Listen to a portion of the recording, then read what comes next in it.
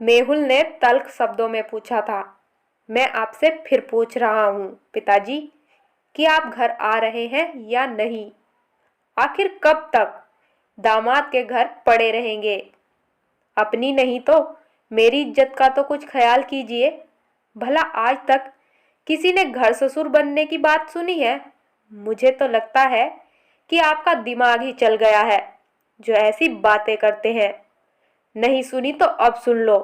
और कितनी बार कहूं कि मैंने घर ससुर बनने का फैसला काफी सोच समझ कर लिया है। मुझे अपने दामाद का घर ही अच्छा लग रहा है। कम से कम यहाँ एक प्याली चाय के लिए 10 बार कुत्ते की तरह भौंकना नहीं पड़ता। सीमा और किशोर मेरी हर बात का पूरा ख्याल रखते हैं। और सुनो मेहुल, जब वे लोग भी मुझे बोझ समझने लगेंगे तो दिल्ली का आशीर्वाद सीनियर सिटीजन्स होम तो है ही मुझ जैसे उपेक्षित और बोझ बन चुके बूढ़ों के लिए। इसलिए तुम लोग अब मेरी चिंता मत करो। मेघा के ससुर रुद्र प्रताप सिंह बोले। जवाब में मेहुल कुछ और विस्मरण करता हुआ बोला, तो फिर बने रहिए घर ससुर और दामाद के हाथों अपनी इज्जत की धज्जियां उड़वाते रहिए। मेघा को अपने ससुर के कहे शब्द स्पष्ट सुनाई पड़े। हाँ हाँ, अपना आत्मसम्मान खोकर बेइज्जत बाप बने रहने से कहीं बेहतर है कि मैं इज्जतदार घर ससुर ही बना रहूं। और इसी के साथ उन्होंने फोन पटक कर अपनी नाराजगी जाहिर की। तो मेहुल ने भी अपने गुस्से में स्पीकर का स्विच बंद कर दिया। मेघा को अपने आप पर ग्लानि हो आई। सोचने लगी कि उसके मायके में जब लोगों को पता चलेगा कि उसकी और मेहुल की लापरवाही के चलते उसके ससुर को बेटी के घर जाना पड़ा, तो मायके के लोग उनके बारे में क्या सोचेंगे? उसकी भाभियां क्या माँ को ताना मारने का ऐसा सुनहरा अवसर हाथ से जाने देंगी? नहीं नहीं, किसी भी तरह रिश्तेदारों को यह खबर होने से पहले उसे अपने ससुर को मनाकर वापस लाना ही पड़ेगा। इस बारे में पहले मेहुल से बात करनी होगी। यह सोचकर मेघा ने मेहुल से कहा, देखो, जो भी हुआ ठीक नहीं हुआ। आखिर वह तुम्हारे पिताजी हैं और उन्होंने तुमको 2 बातें कह भी दी, तो क्या हुआ? तुम्हें चुप रहना था। थोड़ा सा सह लेते और उनसे नरमी से पेश आते तो यूं बात का बतंगड़ नहीं बनता। हाँ हाँ, अब तो तुम भली बनने का नाटक करोगी ही, लेकिन तब एक वृद्ध व्यक्ति को समय पर खाना और चाय नाश्ता देने में तुम्हारी नानी मरती थी।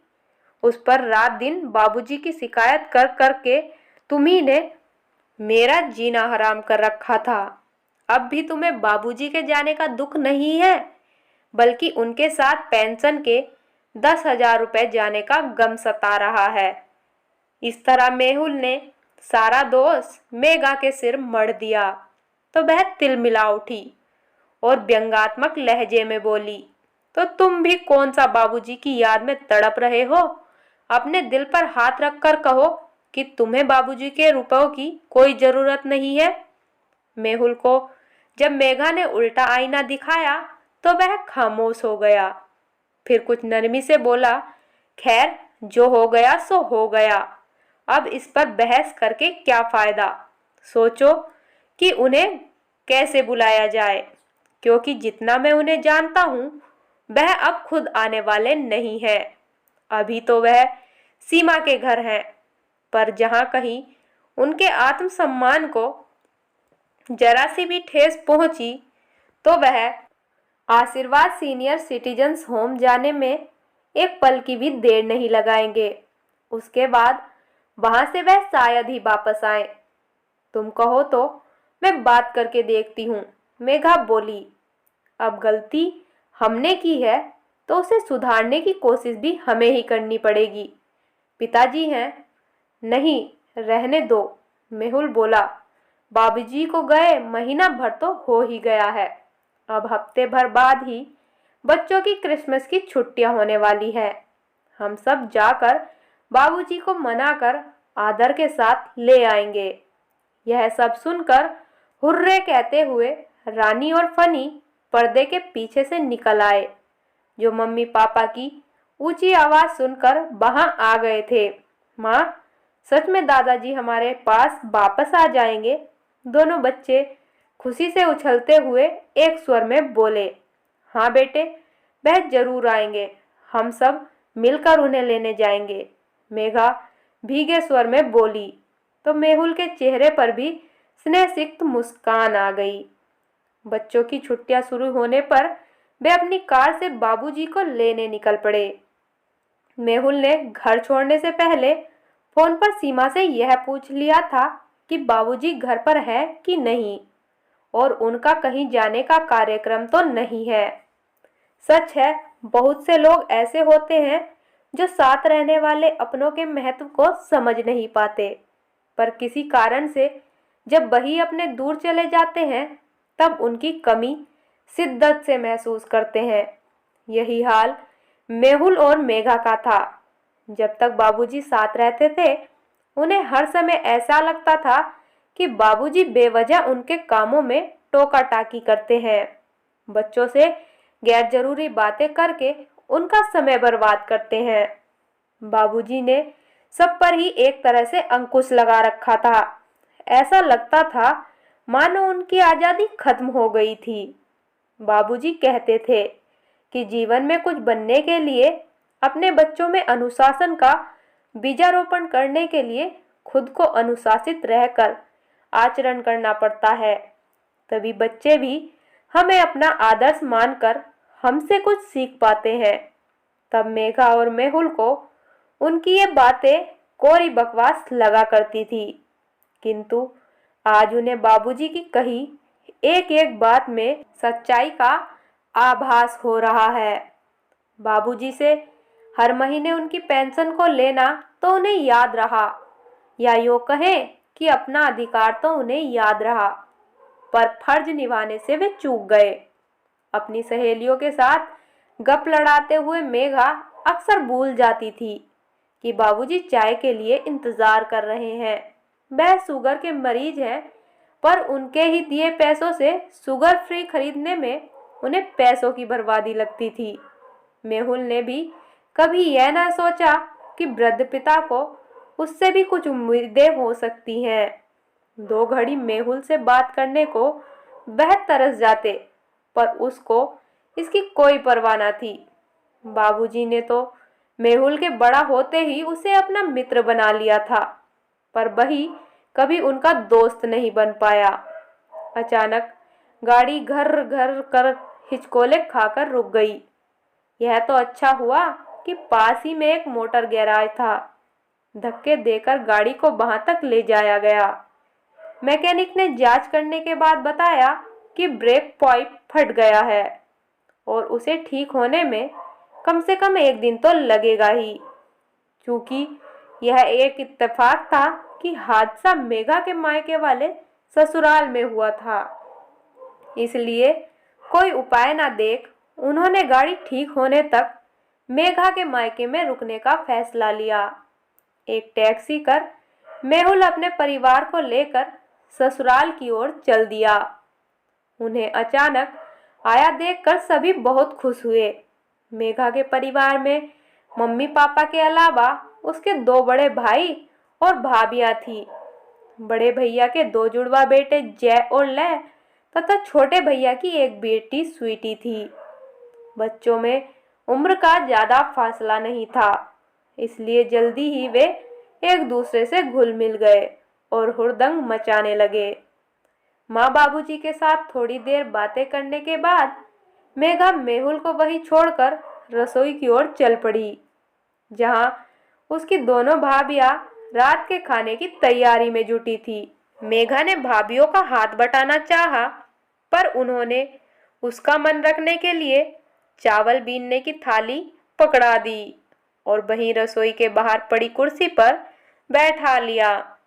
मेघा ने देखा कि उसकी भाभियों ने बातों बातों में कितने सारे पकवान बना लिए।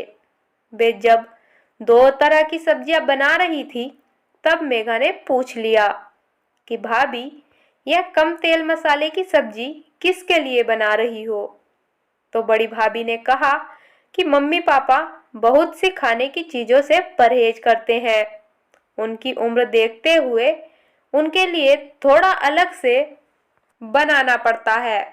पर माँ बाबूजी को तो कोई बीमारी नहीं है, फिर उनके लिए आप लोग इतना झंझट क्यों कर रही हैं? मेघा ने पूछा। जवाब छोटी भाभी ने दिया। तो क्या हुआ? बुजुर्ग लोग हैं, परहेज करते हैं, तभी तो उनका स्वास्थ्य अच्छा है। फिर उनके लिए कुछ करने में कष्ट कैसा? यह तो हमारा फर्ज है। वैसे भी तुम जितना अपने ससुर के लिए करती हो, उस हिसाब से हम तो कुछ भी नहीं करती। मैंने क्या किया और आपको कैसे पता चला? मेघा कुछ असमंजस भरे स्वर में बोली। अब रहने भी दो दीदी। बड़ी भाभी हंसती हुई बोली। ज्यादा बनो मत। कल ही तो तुम्हारे ससुर जी का फोन आया था।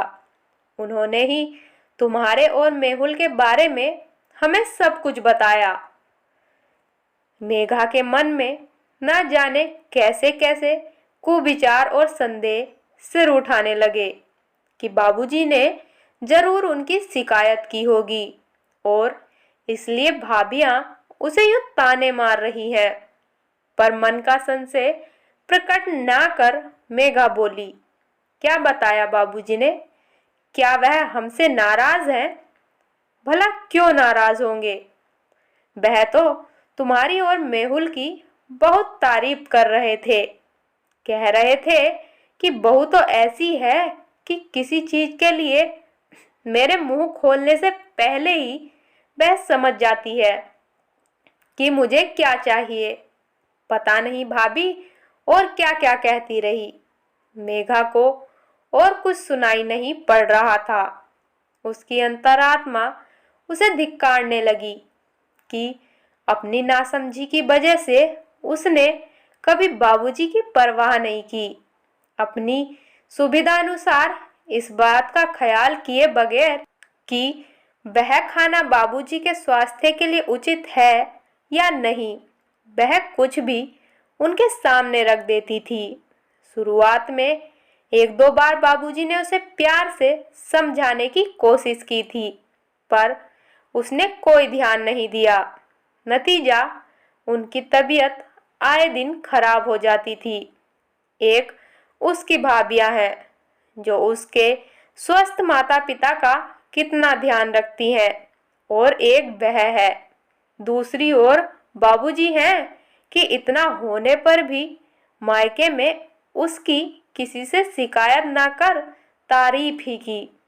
पश्चाताप की आग में जलती हुई उसकी भावनाएं आंसुओं के रूप में आंखों से छलकने लगी। वह मन ही मन प्रतिज्ञा करने लगी कि अब आगे से वह कभी भी बाबूजी को किसी तरह की शिकायत का मौका नहीं देगी। उधर मेहुल भी मेघा के भाइयों का अपने माता पिता के साथ व्यवहार देखकर ग्लानि से भरा जा रहा था। मेघा के दोनों भाई अपना खुद का कारोबार संभालते थे। दोनों ने ही घर आकर उस दिन की बिक्री से प्राप्त रुपयों से अपने पिताजी को अवगत कराया। हालांकि उन्होंने किसी से भी रुपयों का ब्यौरा देने के लिए नहीं कहा था। कुछ देर पास बैठ पिता पुत्र ने एक दूसरे का हालचाल पूछा। फिर वे लोग मेहुल के साथ व्यस्त हो गए। मेहुल मन ही मन सोच रहा था कि वह तो अपने पिता का इकलौता पुत्र है, इसलिए उसे तो उनकी हर बात की ओर ध्यान देने की जरूरत है। माँ के गुजर जाने के बाद वह अपनी बात कहते भी तो किससे?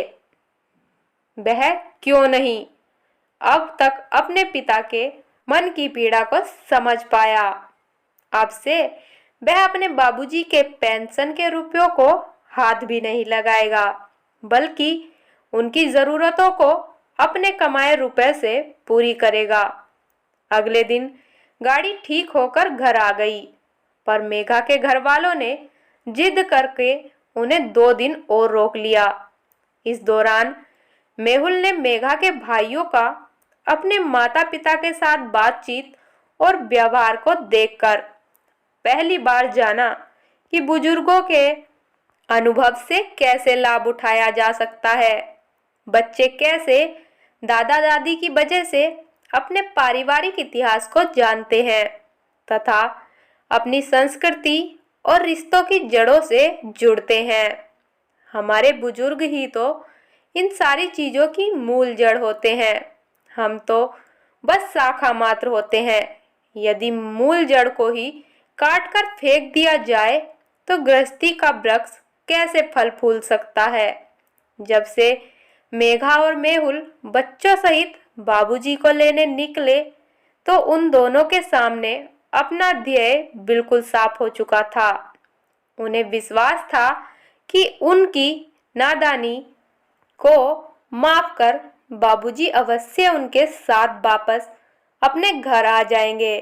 भला उन जैसा स्वाभिमानी व्यक्ति कभी घर ससुर बनकर थोड़े ही रह सकता है। यह सब तो उन्हें सबक सिखाने के लिए बाबूजी ने कहा होगा। इस विश्वास के साथ वे खुश मन से अपनी मंजिल की ओर बढ़ चले।